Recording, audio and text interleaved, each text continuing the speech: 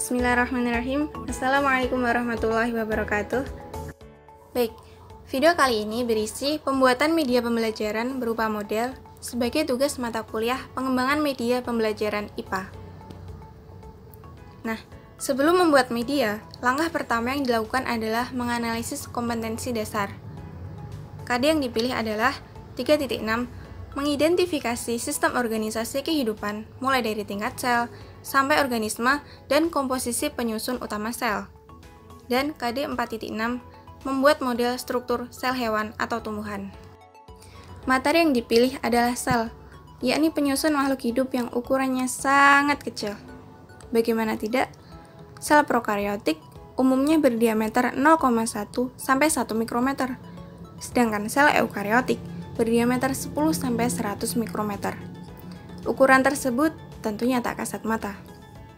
Maka, dibutuhkan media berupa model.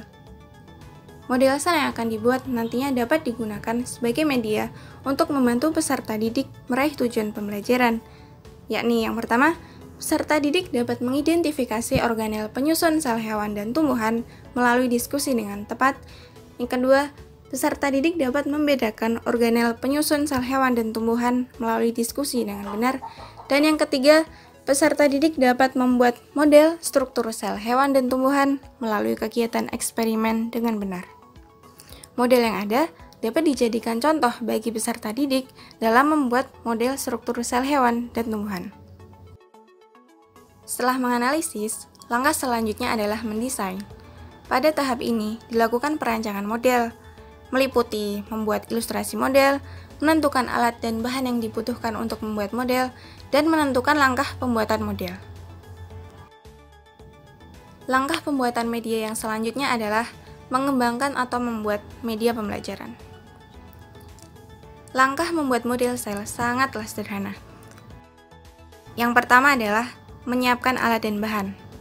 Untuk membuat model sel, alat dan bahan yang dibutuhkan meliputi styrofoam sebagai bahan utama dalam membuat bentuk sel, kemudian cutter untuk memotong styrofoam, spidol untuk membuat sketsa sel dan organel, cat akrilik untuk memberi warna model sel, palet untuk mencampur warna cat, kuas untuk mewarnai model sel, double tape untuk merekatkan bagian-bagian styrofoam, dan penggaris untuk mengukur panjang styrofoam yang akan dipotong. Langkah yang kedua adalah membuat model sel. Sel merupakan unit struktural dan fungsional terkecil dari makhluk hidup. Bentuk sel tumbuhan kaku karena memiliki dinding sel dan tidak dapat berubah bentuk. Sedangkan bentuk sel hewan sangat bervariasi dan dapat berubah bentuk. Model sel tumbuhan yang dibuat berbentuk segi 6, sedangkan model sel hewan berbentuk lingkaran.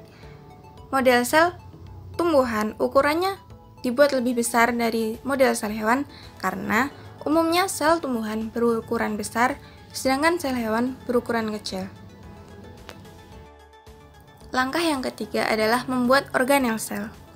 Setelah bentuk sel selesai dibuat, selanjutnya dinding sel pada model sel tumbuhan dan juga membran selnya diperjelas. Adapun pada sel hewan, hanya membran sel yang diperjelas karena sel hewan tidak memiliki dinding sel. Selain organel terluar sel, organel dalam sel juga dibuat. Sebelumnya, dibuat terlebih dahulu sketsa organel, meliputi inti sel, mitokondria, retikulum endoplasma, dan badan Golgi. Organel sel tersebut dimiliki baik sel hewan maupun sel tumbuhan. Ada juga organel yang dimiliki sel tumbuhan dan tidak dimiliki sel hewan. Begitu pula sebaliknya. Sel tumbuhan memiliki dinding sel, plastida, dan vakuola berukuran besar, sedangkan sel hewan tidak memilikinya. Pada umumnya, sel hewan tidak memiliki vakuola atau jika memiliki pun ukurannya sangat kecil. Sementara itu, sel hewan memiliki sentriol dan lisosom, sedangkan sel tumbuhan tidak memilikinya. Langkah yang keempat adalah mengecat sel dan organel. Setelah bentuk sel selesai dibuat, langkah selanjutnya adalah memberi warna bentuk sel maupun organel sel. Sel diwarnai bukan untuk mempresentasikan warna sel yang sebenarnya, melainkan agar organel-organelnya mudah untuk dipelajari dan juga dibedakan. Setelah diwarnai, model sel pun dikeringkan. Langkah yang kelima adalah memasang organel pada sitoplasma. Setelah kering, organel direkatkan pada sitoplasma menggunakan double tap. Dapat dilihat bahwa kedua model sel sama-sama memiliki membran sel, sitosol, inti sel, mitokondria, retikulum endoplasma, ribosom, badan Golgi, dan juga sitoskeleton. Membran sel berfungsi untuk melindungi sel, serta karena sifat yang semi-permeable, dapat mengatur keluar masuknya zat ke dalam dan keluar sel. Sitosol atau cairan sel berfungsi untuk menjaga bentuk sel dan tempat terjadinya mekanisme metabolisme. Kemudian inti sel berfungsi untuk mengordinir seluruh aktivitas di dalam sel.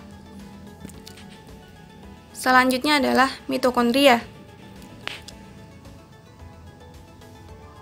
Organel yang sangat penting ini berfungsi sebagai tempat respirasi aerob untuk membentuk ATP.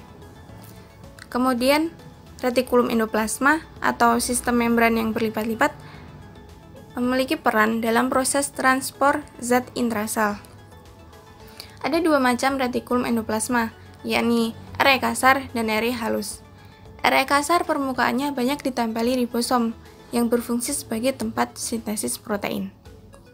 Kemudian ada badan Golgi yang berperan dalam proses sekresi enzim, lendir, dan lain-lain. Yang terakhir, sitoskeleton yang memiliki fungsi untuk menjaga bentuk sel. Nah, berikut ini adalah organel yang hanya dimiliki tumbuhan atau hanya dimiliki hewan. Pada sel tumbuhan, terdapat dinding sel untuk melindungi sel dan memiliki bentuk kaku sel tumbuhan.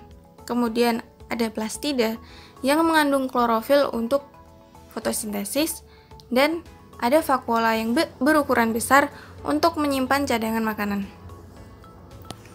Adapun pada sel hewan, terdapat sentriol yang berperan dalam pembelahan sel, dan juga lisosom yang berfungsi dalam pencernaan intrasel. Langkah yang keenam adalah memberi nama organel. Setelah model sel selesai dibuat, selanjutnya dibuat nama-nama organel sel. Caranya adalah dengan merekatkan kertas berisi nama organel pada tusuk gigi yang telah tersedia.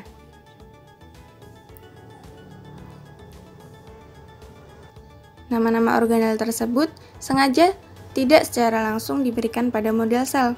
Hal itu karena penggunaan media sel menyesuaikan metode pembelajaran yang diterapkan. Misalkan saja, pada pembelajaran, siswa diminta untuk mencocokkan nama organel sel dengan organel pada model sel. Tentunya, model sel tersebut harus dalam keadaan belum diberi keterangan nama organelnya.